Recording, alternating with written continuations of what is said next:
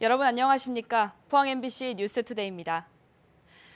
다시 강추위가 찾아왔습니다. 포항의 오늘 아침 기온은 영하 2.8도로 메마른 날씨가 계속되고 있는 만큼 화재 사고에 주의하셔야겠습니다. 조주경 기상캐스터입니다. 밤사이에 찬 공기가 유입되면서 공기가 다시 차가워졌습니다. 오늘 아침 포항의 기온이 영하 2.8도로 어제보다 4도가량 낮게 시작하고 있습니다. 오늘 나오실 때는 따뜻한 옷차림 해주셔야겠습니다. 경북 동해안 전 지역에는 닷새째 건조특보가 내려져 있습니다. 여기에 바람까지 강하게 불겠습니다. 순간 최대 풍속이 시속 55에서 70km 이상의 강한 바람이 불어드는 곳이 있으니까요. 화재 사고에 각별한 주의가 필요하겠습니다. 오늘 울릉도와 독도에는 늦은 오후부터 밤 사이에 눈이 날리는 곳이 있겠습니다. 이어서 자세한 오늘 기온 보겠습니다. 오늘 아침 기온은 어제보다 1도에서 4도가량 낮게 시작하고 있습니다. 영덕이 영하 5도, 경주와 울진 영하 4도, 포항이 영하 3도로 시작하고 있고요. 한낮 기온이 영덕이 4도, 포항과 경주, 울진 5도 선에 머물면서 낮 기온도 어제보다 1도가량 낮겠습니다. 울릉도와 독도에는 강풍특보가 발효 중입니다. 아침 기온 울릉도 영하 1도, 독도 3도로 시작하고 있고요. 한낮에는 울릉도 2도, 독도 4도 선에 머물겠습니다. 동해의 먼바다를 중심으로는 풍랑특보가 발효 중입니다. 바다의 물결은 중부 해상에서 최고 3.5m, 남부 해상에서 2.5m까지 다소 높게 일겠습니다. 이번 추위는 토요일 낮부터 차츰 누그러지겠는데요. 따라서 새해 첫날에도 큰 추위는 없겠습니다. 날씨였습니다.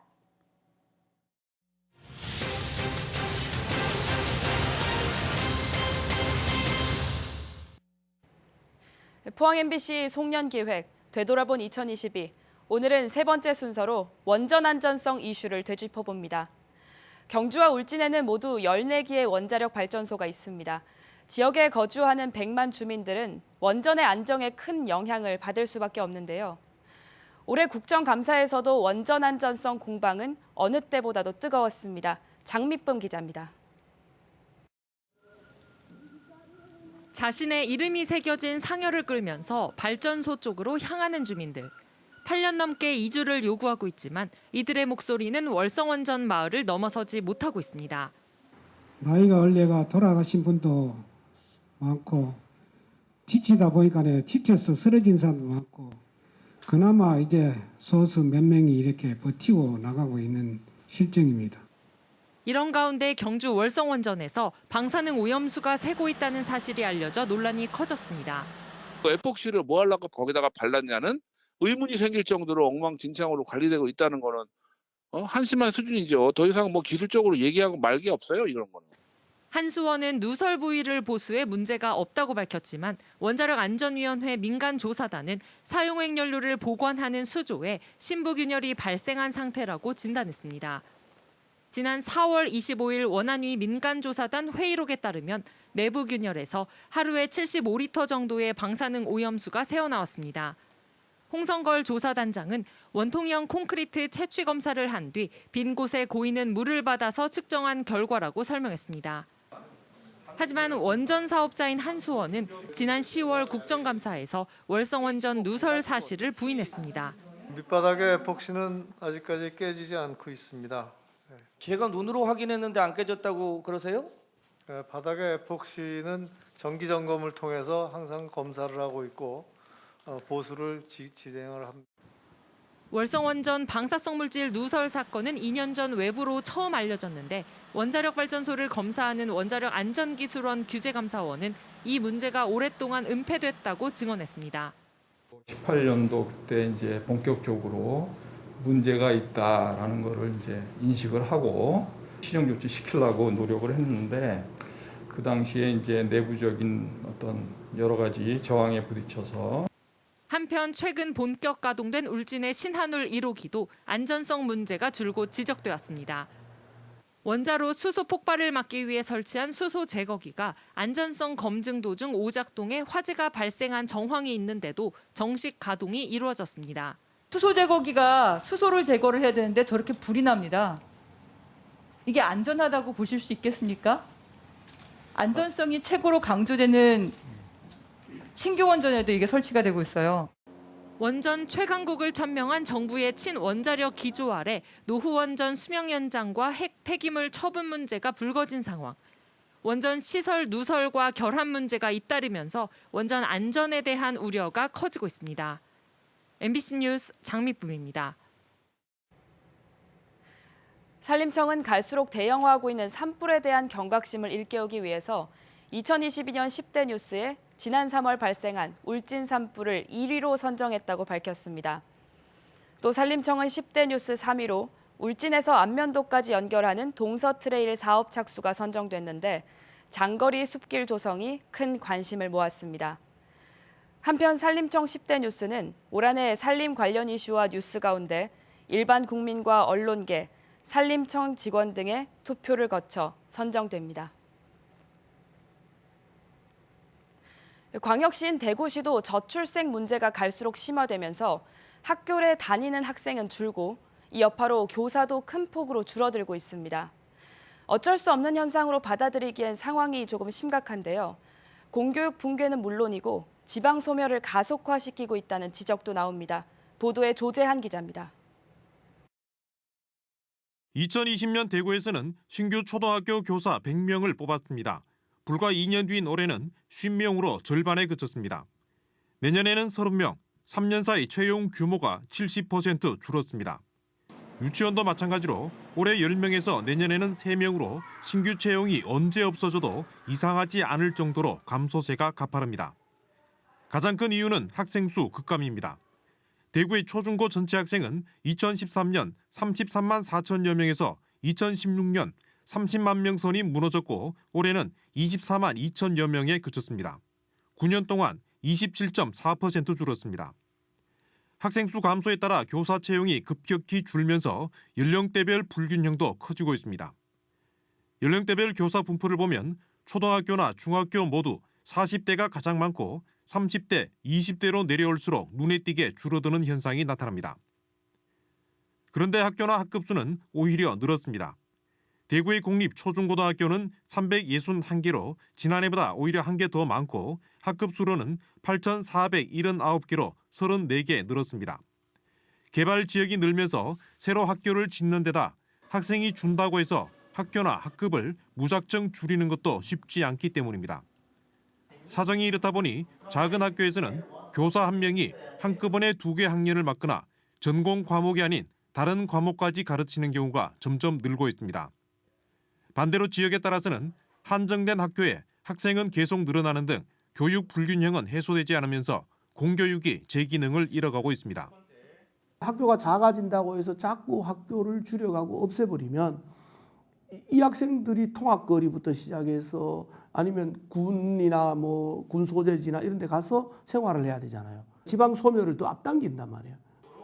갈수록 심화하는 교육 불균형은 공교육 붕괴로 이어지고 결국 지방 소멸을 가져올 수 있다는 우려가 점차 현실화하고 있습니다. MBC 뉴스 조재환입니다.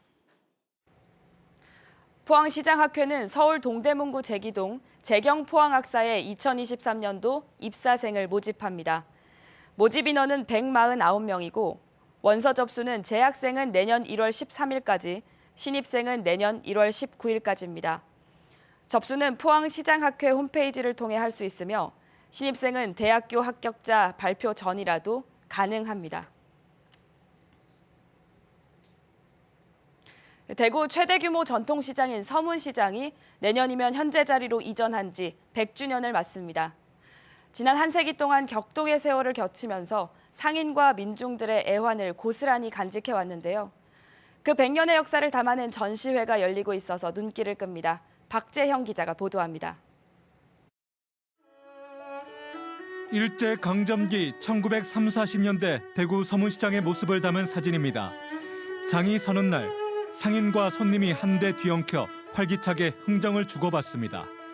두루마기와 패랭이 같은 옛 의복이 조금 낯설게 보이지만 전통시장이 가진 흥과 정겨움은 그때나 지금이나 다를 게 없습니다. 대구읍성 북문 밖에서 시작된 서문시장은 1923년 천황당못 자리인 중구 대신동 지금의 자리로 이전해 그 명맥을 이어왔습니다. 서문시장에서만 40년 동안 재봉업을 해온 이세영 씨. 생계를 이어준 시장의 고마움과 즐거운 추억이 고스란히 세월에 녹아 있습니다. 바닥 위에서 옷을 입는다 그래서 10m짜리 드레스를 했는데 그게 나한테는 가져오고 그 고객분도 이렇게 할 수 있다는 거 처음 봤대요. 말이 10m지 드레스가.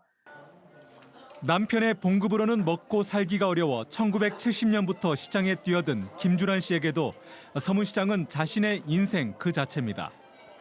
여기서 우리 애들 교육도 다 시키고 출가도 다 했습니다. 내 인생도 서문시장에 고스란히 다 바쳤고요. 이렇듯 치열한 삶의 터전이자 깊은 삶의 진실을 일깨워준 백년시장. 서문시장의 과거와 오늘을 조명하는 전시회가 열리고 있습니다. 서문시장의 100년 역사를 과거 기록과 영상 애니메이션, 전시 체험 등 다채로운 방식으로 재현했습니다. 특히 예술 작품에서 드러난 서문시장의 모습도 이채롭습니다.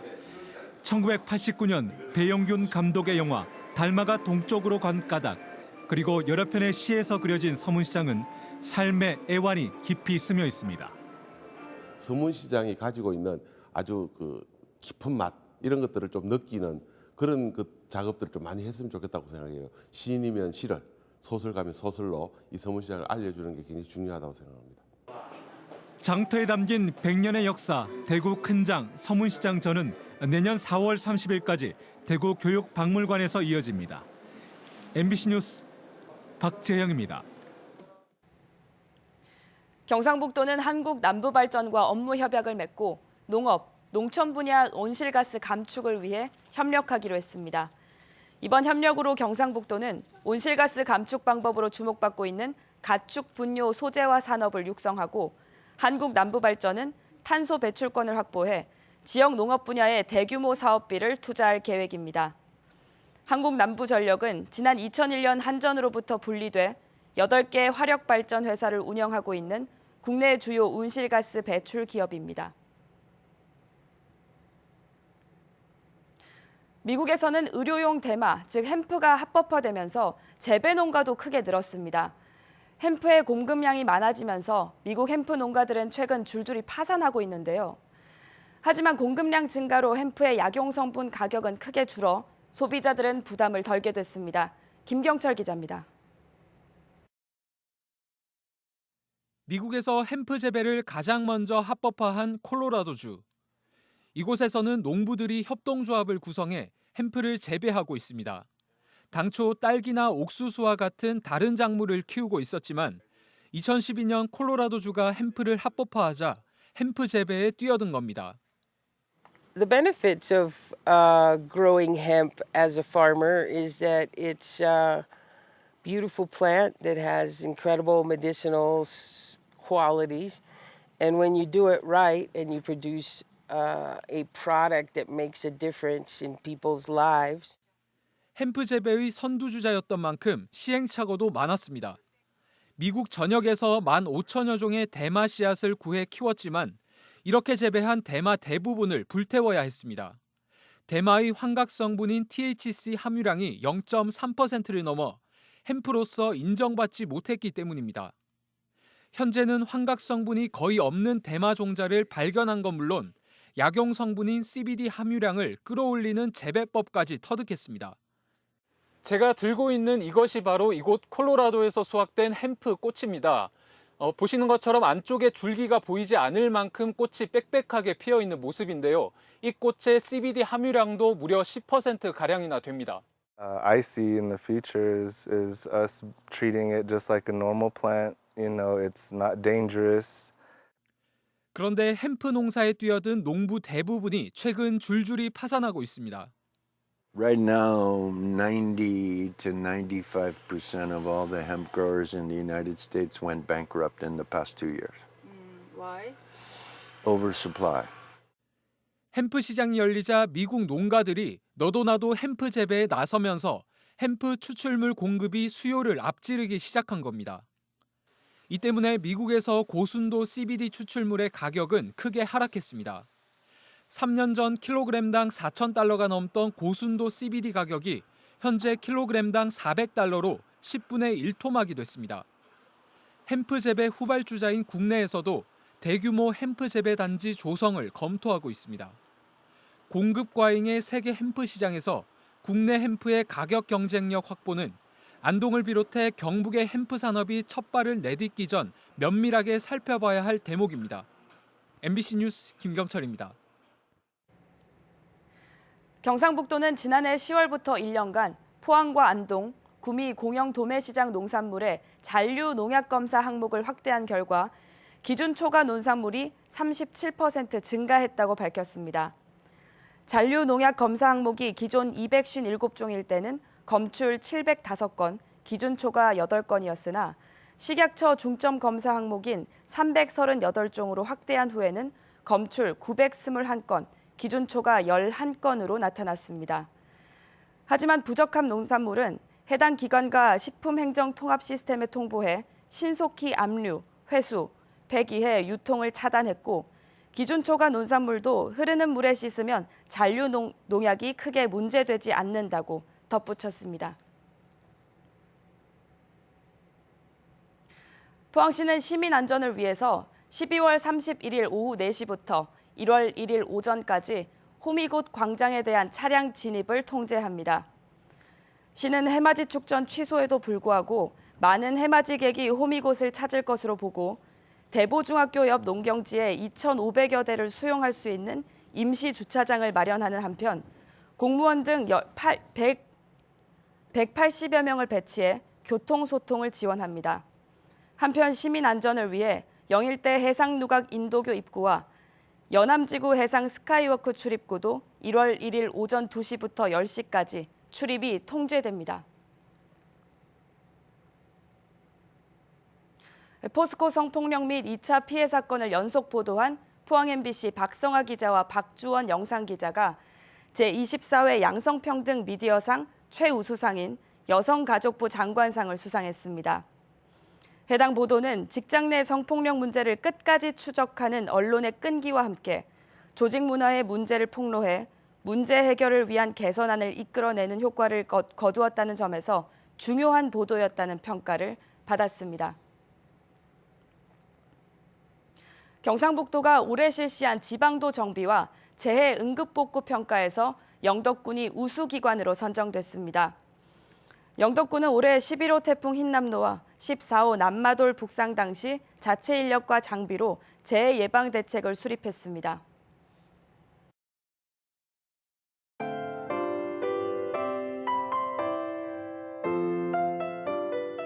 밤사이에 찬 공기가 유입되면서 공기가 다시 차가워졌습니다. 오늘 아침 포항의 기온이 영하 2.8도로 어제보다 4도가량 낮게 시작하고 있습니다.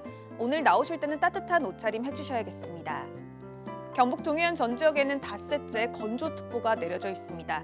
여기에 바람까지 강하게 불겠습니다. 순간 최대 풍속이 시속 55에서 70km 이상의 강한 바람이 불어드는 곳이 있으니까요. 화재 사고에 각별한 주의가 필요하겠습니다. 오늘 울릉도와 독도에는 늦은 오후부터 밤사이에 눈이 날리는 곳이 있겠습니다. 이어서 자세한 오늘 기온 보겠습니다. 오늘 아침 기온은 어제보다 1도에서 4도가량 낮게 시작하고 있습니다. 영덕이 영하 5도, 경주와 울진 영하 4도, 포항이 영하 3도로 시작하고 있고요. 한낮 기온이 영덕이 4도, 포항과 경주, 울진 5도 선에 머물면서 낮 기온도 어제보다 1도가량 낮겠습니다. 울릉도와 독도에는 강풍특보가 발효 중입니다. 아침 기온 울릉도 영하 1도, 독도 3도로 시작하고 있고요. 한낮에는 울릉도 2도, 독도 4도 선에 머물겠습니다. 동해의 먼바다를 중심으로는 풍랑특보가 발효 중입니다. 바다의 물결은 중부 해상에서 최고 3.5m, 남부 해상에서 2.5m까지 다소 높게 일겠습니다. 이번 추위는 토요일 낮부터 차츰 누그러지겠는데요.